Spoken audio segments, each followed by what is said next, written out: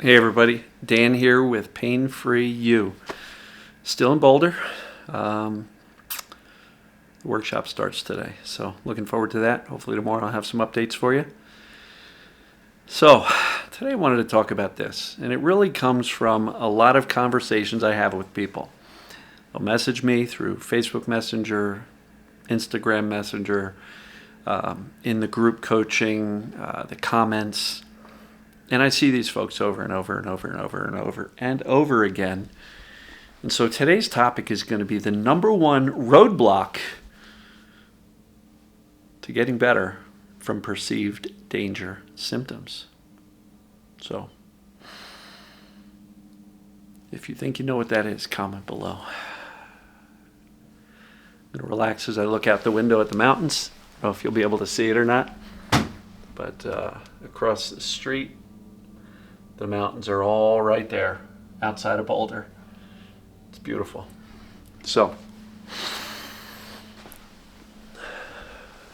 all right. The number one roadblock to getting better from perceived danger symptoms is doubt. And in some cases, a refusal to accept that your symptoms are mind-body, created by your brain perceiving danger. All right? You know, I have people saying, I'm doing the work, it's not working. We'll go back to foundation. I'm like, all right, do you understand what's creating symptoms? Yeah, I know what TMS is. Okay, have you done the assessments? Yeah, I've scored this or, whatever. It seems to be a mind-body thing. Number 3, have you accepted that? Not really. Because many of these folks keep on dabbling back in the medical world, or they keep on self-diagnosing themselves with scary stuff that they've got zero, and I mean zero proof that they're truly experiencing, right? Yeah, but my symptoms match. Okay, but your symptoms also match TMS, perceived danger type of symptoms, mind-body symptoms. And so it is interesting. And I've actually said to somebody, I said, we're having this little debate, and I'm trying to find proof or evidence that you're not sick. You just have a brain perceiving danger and turning on the false alarms. But people will argue with me, but this, but that. And I say to them, I'll say, look, I'm arguing for your well-being and that you're actually okay. And you're arguing almost as if you're trying to convince me that you're really sick. And I maybe you can comment below if that's you. I know it's the fear talking. I know we don't want to accept this because what if something else is wrong? And I get that. I understand that. But what if you're actually okay and your reluctance to accept that is why your symptoms aren't going away? And this is not about blaming you or saying this is your fault that you're not getting better. But I'm just trying to encourage you. You're sitting on the fence. You're talking to me. You may even be in my group. You're watching my videos. But yet you're still debating. But maybe I have this. Maybe I have that. What if you're actually not sick and your brain is just sounding the alarms because of all of the consistent doubt and fear and catastrophic thinking that you've got some mystery disease that no doctors can find? And many of these folks are saying, yeah, I've been to dozens of doctors and they can't find anything. Accept it. You're not sick. If you were, they would have found it. Doctors are really good at finding bad stuff. And in many cases, they're so good at finding bad stuff that they find stuff that is completely irrelevant to the symptoms you're experiencing.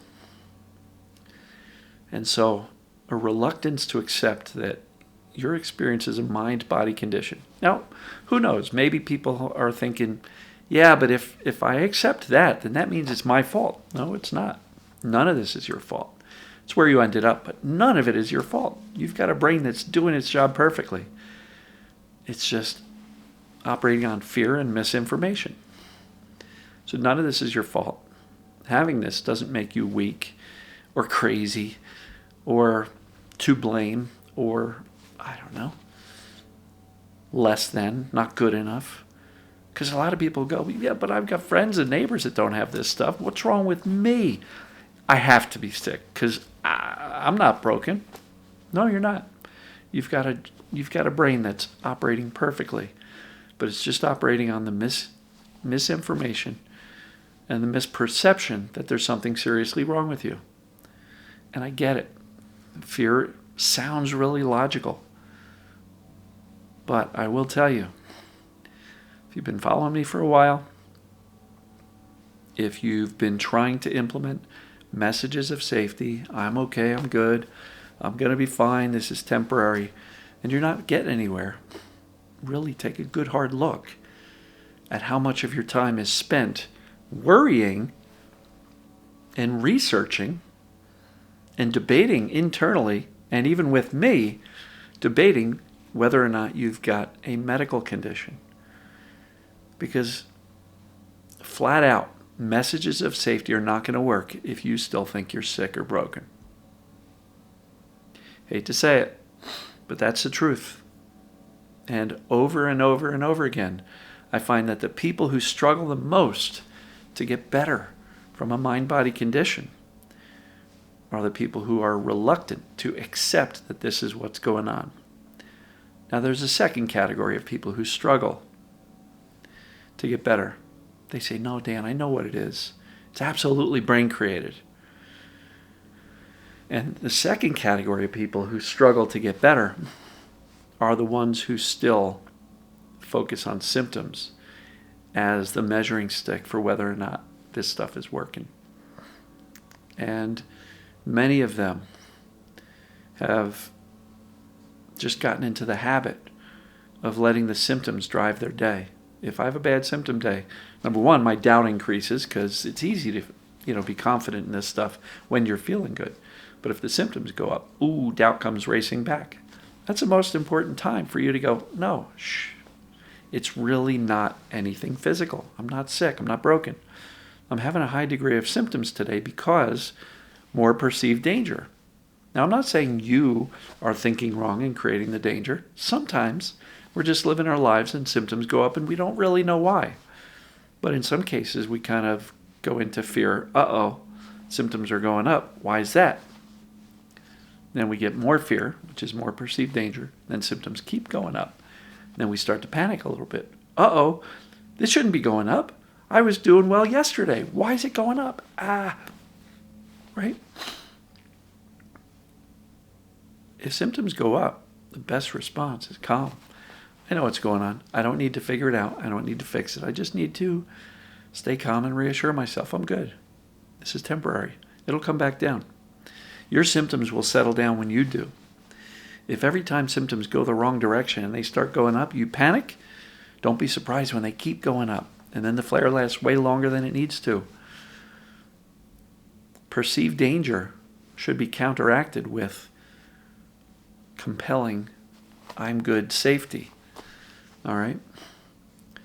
So again, the people that struggle the most are the ones that are refusing to acknowledge that this is a mind-body condition. The second category of people are the ones who know it, but still are struggling to get out of the panic and the fear and the frustration and the focus and the fixing. And if you're jumping from coach to coach to coach to TMS program to book to podcast, and you're searching for that one magical tool from one magical coach somewhere, the fear still has you. The fear really still has you. And maybe your fear of maybe I'm sick has been replaced with, I know what it is, but maybe I can't do this. And so at the end of the day, doubt as to the original cause, the root cause, is a huge, roadblock. But also doubt as to your ability to teach your brain is another huge roadblock. So what's the answer? Teach your brain you're okay. That's not walking around saying I'm safe 85 times a day. It is conveying messages of safety mentally in how you think, emotionally by allowing yourself to feel your emotions without judgment, right? Without ruminating on why you're so upset. Physically by doing your best to live in a relaxed body, comfortably breathing, by treating yourself kindly. It's a message of safety. If you're judging and picking on and criticizing yourself, that's not a message of safety. Look, how you respond to your symptoms can either confirm the brain's perception that, something bad's going on because look, they're freaking out, they're upset, they're sad, they're whatever. They're focusing on fixing all damn day long. Or if you can respond with clarity, confidence, certainty, just know you're okay. It's going to be okay. Consistent, clarity, calm. That's the little recipe. Focus there on how you respond to symptoms. Then we start to shift our attention more towards doing normal things. But there's a lot of people out there who do normal things, but they're terrified. They expect to hurt when they start going out and expanding their capacity. And then when they do hurt, they freak out. No, expect the best. And if symptoms come along, respond the best. But get out there and start living your life. Bring your symptoms along with you. You're going to have symptoms at home. May as well take them with you and go out and do stuff. And if you can go out and expect it to go well, and if symptoms come along or show up or increase, respond extremely calm and confidently with clarity and certainty that nothing bad is happening. Keep doing that over and over and over again. Your brain's going to get the message. Mindset, folks. It's all a game of mindset. But mindset must start with understanding how the system works, that perceived danger creates symptoms. 2, doing the assessments. Is this pdp.com? Do the assessments. And if it says it's a mind-body thing, step 3, accept it. You're not going to get far teaching your brain you're okay if you don't have steps 1, 2, and 3 down. A lot of you have steps 1 and 2 down. I know it creates pain. It applies to me. But you're debating on the acceptance part. I think it is. But when I have a tough day, doubt comes rushing in. The freak out comes rushing in with it. So, you've got roadblocks.